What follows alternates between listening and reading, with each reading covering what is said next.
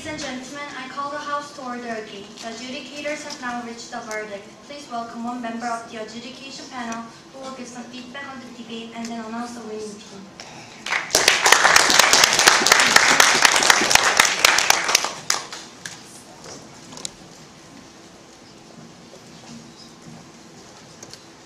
Thank you very much, ladies and gentlemen, and thank you very much to both teams for what was a very entertaining, very interesting, and very engaging debate. What we saw on the stage this afternoon was 6 speakers who were clearly highly competent public speakers, speakers who were able to deal with some quite sophisticated arguments in an interesting way that brought in lots of examples and really brought it to a level that we in the audience could appreciate it and be stimulated by it.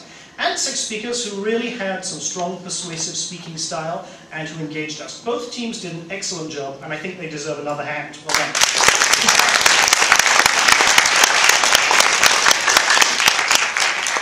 There were some things the adjudicators were agreed on.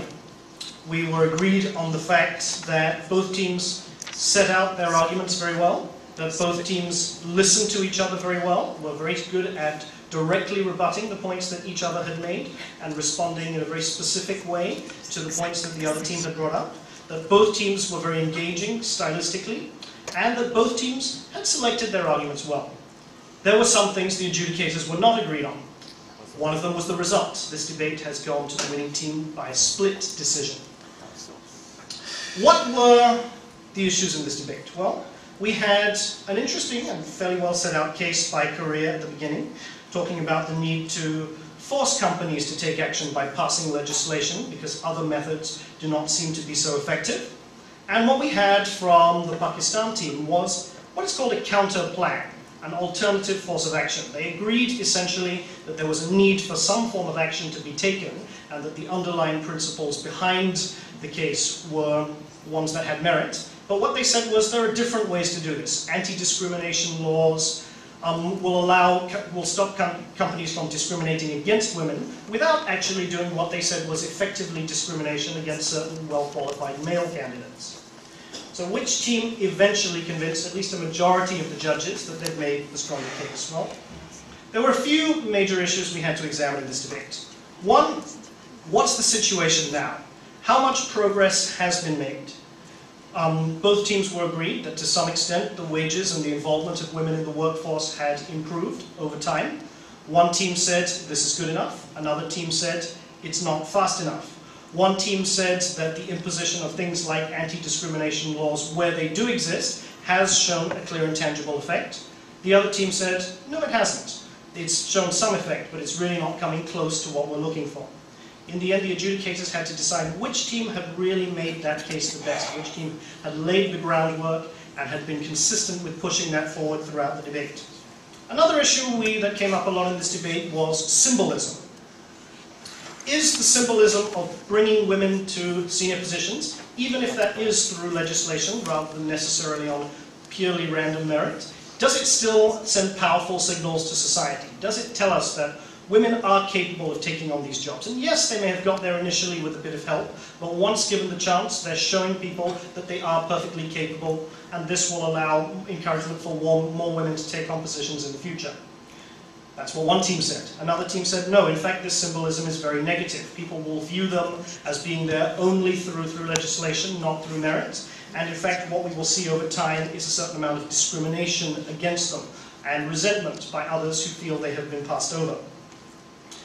Both teams made this case fairly well. I think what we saw from the proposition was a very example-based case on this. We saw a lot of examples being brought forward of particular women in senior positions and the symbolism that they had represented. And the opposition came back and said, look, these people are taking on positions, but is that really symbolizing that more women should be taking on these positions? Or are people looking at them as exceptions? And they also looked specifically at some of those examples and whether they were positive. We would perhaps have liked to have seen the opposition look more generally at this principle rather than just focusing on the examples at time. But similarly, we would have liked to have seen the proposition look at the wider issue and not just bringing up a series of examples at certain points in the case. And we also had this whole issue of negative resentment as a result of it. And in the end, the majority of the judges, in fact all the judges, though with different emphasis on other things, felt that one team had really brought this point forward and examined it more clearly, whereas another team had examined this point but on a little bit more of a surface level. Another major issue in this debate was that the judges thought about was the structuring of the team's cases. On this issue, we felt that there was a little bit of an advantage to the proposition. Their case was very clear right from the beginning.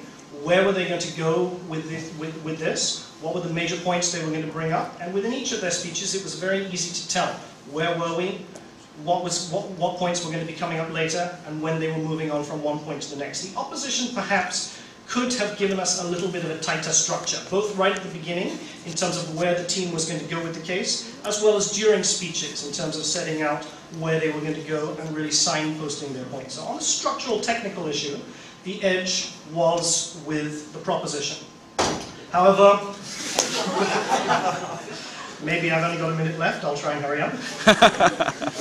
However, this had to be balanced out with the fact that we felt, at least in the earlier half of the debate, there was a slightly stronger level of analysis coming from the opposition, and that the points that they made, certainly in the first half of the debate, were a little more clearly laid out and were examined in a little more detail. And while examples were brought in there, the examples didn't dominate and come at the expense of analysis. Now, as the debate progressed, that balance shifted slightly. And we felt that in the later part of the debate, particularly through to the reply speech, there was perhaps a stronger sense of rebuttal, in some areas at least, coming through from the proposition, and a little bit more tighter structure and bringing things together in the reply speech. So the judges had a difficult job in this debate. There were different areas to weigh up. Certainly a stronger structure and an easier to follow case from the proposition, a better analyzed case in the earlier part of the debate from the opposition, perhaps some stronger rebuttal and closing, though, from the proposition.